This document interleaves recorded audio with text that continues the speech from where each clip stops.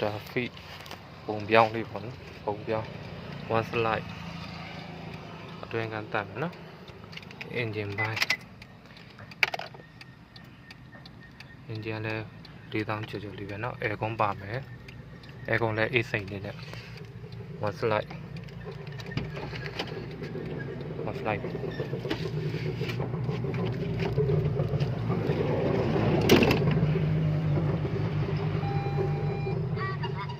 တွင်ကန်လည်းရှယ်တန်တယ်နော် CCTV လည်းပါမှာ CCTV လည်းမန်ကြီးဆန့်ရှိတ်ပုံပြောင်းလေးနော်မီးဖြူဖြစ်မယ် smoky အလွိုင်းနော်